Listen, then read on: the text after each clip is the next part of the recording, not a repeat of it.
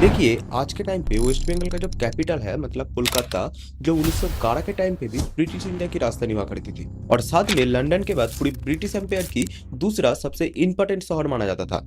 लेकिन आज हम जिसे सिटी ऑफ जॉय बोलते हैं, उसी चमक दमक के अंदर एक ऐसी जगह छुपी थी जहाँ पे रात जितनी गहरी होती है, कुछ रोशनियां उतनी तेज चमक के साथ खुद को एशिया का बिगेस्ट रेड लाइट एरिया होने की प्रूफ दिखाती है। एक्चुअली ये कोलकाता के दिलों में छुपा हुआ एक पुराना गली सोनागाछी। पर ये जो नाम आप अभी सुन रहे हो, इसके पीछे बहुत सारी चीजें छुपी थी। कैसे ब्रिटिश और कोलकाता के बाबू लोगों के द्वारा प्रोस्टिट्यूशन को एक कल्चर बनाया गया और कैसे कोलकाता की एक नॉर्मल सी गली को आज के टाइम एशिया का बिगेस्ट रेड लाइट एरिया बनाया गया, वही देखेंगे आज के वीडियो में।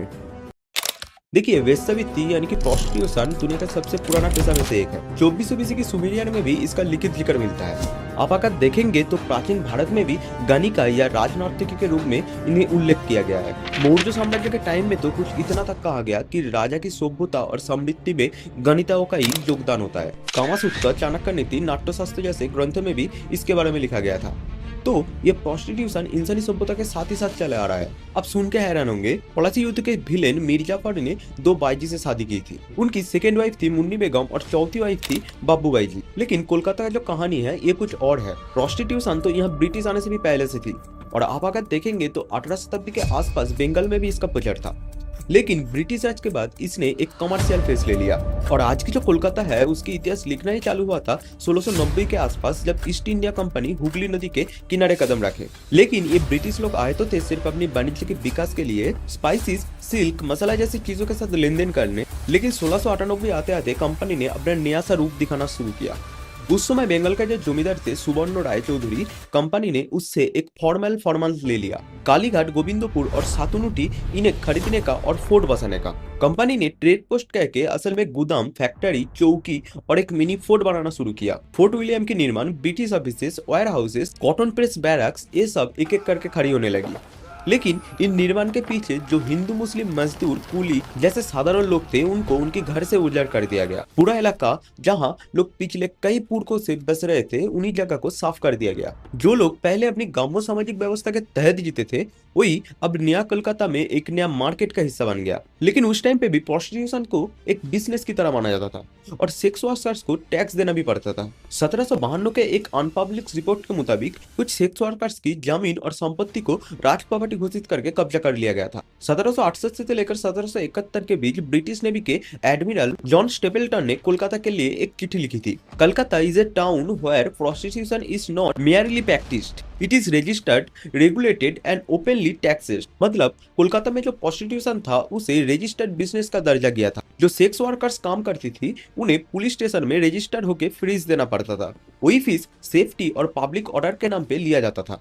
ब्रिटिश एडमिनिस्ट्रेशन ने इसे एक रेवेन्यू मॉडल बना लिया, जहां एक तरफ सोशल कंट्रोल था और दूसरी तरफ एक रेगुलर बेसिस पे इनकम भी था। और इसी समय कोलकाता में रेड लाइट जोन का एक स्ट्रक्चर शुरू होता है, जहां पे सेक्स वर्कर्स के पास लाइसेंस होना जरूरी होता है। और ब्रिटिश सरकार के लिए प्रोस्टिट्यूशन एक सामाजिक समस्या नहीं बल्कि एक रेगुलेटेड सर्विस थी, जिससे कंट्रोल, रेवेन्यू और डिसिप्लिन तीनों काम साथ में ही हो रही थी। 1806 की कोलकाता सेंसस रिपोर्ट कहता है उस समय 7433 घरों में से 655 घर ही पतिताओं के अधिकार में थे और ये जो घर होती थी वो इस समय की रोडों के पास में होती थी। उनमें से बो बाजार के एक पतितालय में 43 कमरे थे। लेकिन उस टाइम से आज की इस हालत तक की सफर के पीछे था ब्रिटिश राज का एक ठंडा दिमाग से सोचा गया घिनौना प्लान। 18वीं शताब्दी के मध्य में जब कोलकाता एक कमर्शियल हब बन रहा था, ब्रिटिश समझ गए कि उनके फौजियों, नाविक और ऑफिसर्स के लिए एक एंटरटेनमेंट के लिए एक अलग जोन होना चाहिए, क्योंकि अगर ये लोग खुश रहेंगे तो कंपनी की प्रॉफिट तो बढ़ेगा ही और प्रॉफिट से ही राज टिकता है। और तभी कुछ एरियाज को ऑफिशियली रिजर्व कर दिया गया।